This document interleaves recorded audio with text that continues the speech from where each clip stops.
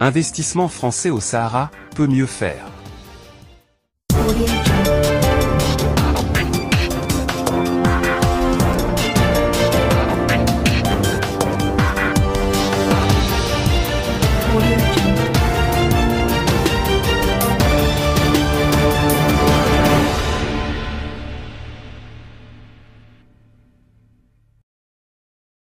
Paris se serait, finalement, décidé à briser les épaisses couches de glace qui se sont installées entre le Maroc et la France, sur fond du conflit du Sahara.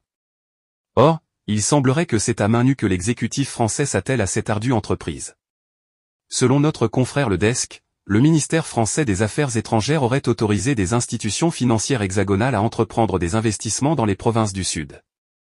Une démarche qui augure un nouveau chapitre dans les relations franco-marocaines, comme annoncé par le diplomate en chef français, Stéphane Séjourné, lors de son déplacement sous nos latitudes les 26 et 27 février dernier. Et c'est par le biais de ce média marocain que la France a préféré faire cette annonce qui, reconnaissons-le, est significative certes, mais pêche par son côté officieux, voire timoré. Paris manque-t-elle de courage politique? Pourquoi le gouvernement d'Emmanuel Macron s'emploie, maladroitement, à adoucir, pour ne pas dire dissimuler, la portée de cette décision en la fuitant? Pourquoi ne pas attendre de le faire solennellement devant les autorités marocaines, tout en sachant que nous sommes à quelques jours seulement de l'arrivée du ministre délégué chargé du commerce extérieur, Franck Riester sous nos latitudes? Mystère et boule de gomme, mais passons. Les plus optimistes diront que cette annonce tombe comme une pluie d'avril. La Cour de justice de l'Union européenne est appelée à rendre son verdict dans cette longue et tortueuse affaire portée devant la justice européenne par les séparatistes concernant la légalité des accords agricoles et de pêche, signés entre le Maroc et l'Union européenne pour avoir considéré le Sahara comme étant un territoire marocain. Le parquet européen avant conclu, rappelons-le, que ces deux protocoles doivent être suspendus et a recommandé l'identification explicite des expéditions agricoles en provenance des provinces du Sud comme étant des envois agricoles produits en dehors du Maroc. Certes, si ces investissements viennent à voir le jour, les deux pays auraient entrepris les premiers pas pour tourner, doucement, la page de ce long hiver glacial lequel s'est installé entre ces deux partenaires qui s'entendaient comme larrons en foire.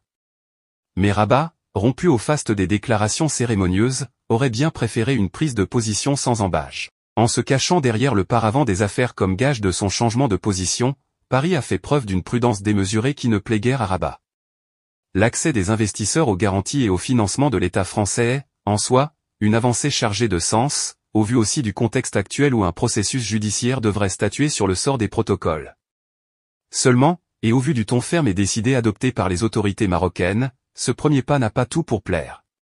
Et c'est là où la comparaison avec l'Espagne s'impose, car contrairement aux voisins du Nord où Pedro Sánchez a pris les taureaux par les cornes en affichant, haut et fort, et en gravant noir sur blanc, le soutien ferme de son gouvernement au plan marocain d'autonomie, alors que le contexte interne espagnol n'était pas des plus favorables, Paris a décidé d'annoncer son nouveau positionnement en poussant, timidement, la porte des investissements au Sahara.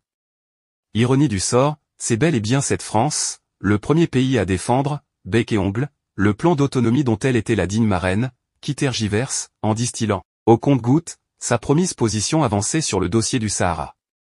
Un peu à l'image de cette formule fourre-tout utilisée par le diplomate en chef français, lors de sa comparution devant la presse avec son homologue Nasser Bourita, quand il a rappelé, sans conviction, le soutien clair et constant de Paris, au plan d'autonomie marocain. Rien ne sera plus comme avant entre la France et le Maroc, tant le cœur n'y est toujours pas.